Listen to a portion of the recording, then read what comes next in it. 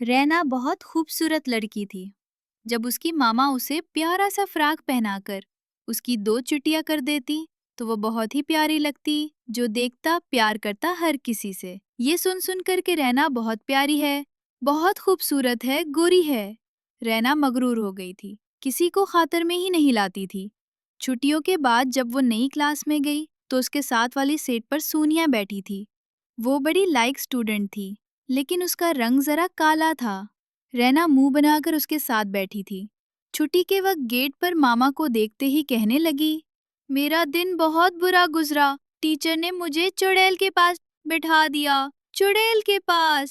ماما نے حیران ہو کر کہا، ہاں ماما، ایک کالی سیاہ لڑکی میرے جیسی گوری لڑکی کے پاس بیٹھی، چڑیل ہی لگے گی نا؟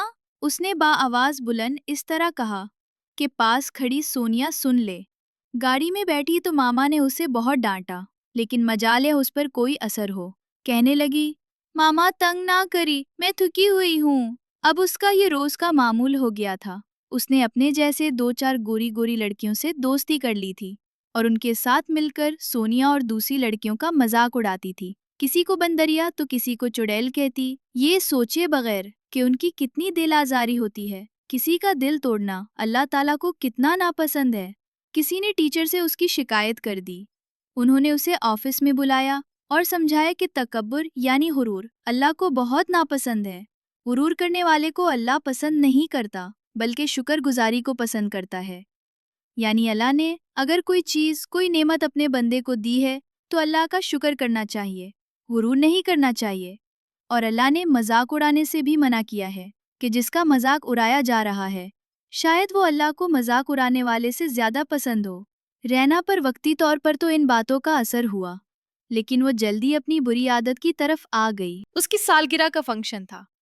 اس کی بہت ساری سہیلیاں اس کے گھر آئی ہوئی تھیں۔ وہ میوزک لگا کے ڈانس کر رہی تھیں۔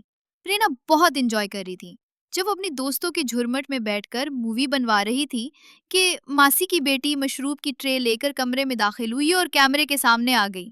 رینا نے آؤ دیکھا نہ تاؤ ایک زور کا تھپڑ اس کے منہ پہ لگایا اور چیخ کر کہنے لگی، بدتمیز لڑکی، تم نے میری مووی خراب کر دی، تم کالی اور بدصورت ہو، کیمرے کے سامنے کیوں آ گئی؟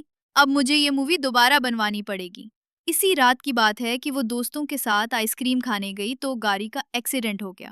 جان تو بچ گئی، لیکن شیشے کی کرچیاں اس کے چہرے پر اس طرح پیوست ہوئیں کہ زخمیں ٹھیک ہونے پر بھی نشان مٹنے کی امید نہیں تھی۔ بہت دنوں کے بعد جب وہ اسکول گئیں تو اس کے چہرے پر زخموں کے نشان تھے اور رنگ بھی پھیکا ہو گیا تھا۔ اس کے غرور کا سر نیچا ہو چکا تھا۔ سب سے پہلی لڑکی جو اس کی دلجوئی کرنے آئی وہ سونیا تھی، جس کا اس نے ہمیشہ مذاق اڑایا تھا اور دل آزاری کی تھی۔ رینا حیران ہو گئی کہ سونیا کا دل اتنا خوبصورت ہے۔ اب اسے احساس ہوا کہ اصل خوبصورتی کیا ہوتی ہے۔ رنگ روپ سب وقتی چیزیں ہیں، نہ ختم ہونے والا حسن تو دل کا خوبصورت ہونا ہوتا ہے۔ چہرے کا اور رنگ کا حسن تو ناپائیدار ہے۔ آج وہ اس مقام پر تھی کہ سب اس کا مذاق اڑا سکتے تھے، لیکن ٹیچر نے سب لڑکیوں سے کہا کہ رینا کو اللہ کی طرف سے سزا مل چکی ہے، لہٰذا اس کو کوئی لڑکی پریشان نہ کرے اور سب اس کی دلجوئی کریں تاکہ سب سے اللہ راضی ہو۔ اور پھر رینا نے ان تمام لڑکیوں سے جن کا مذاق اڑاتی تھی معافی مانگی اور اللہ سے بھی معافی مانگی۔ اب وہ ایک اچھی سلجھی ہوئی بچی ہے، سب کی دوست ہے۔ یہ ایک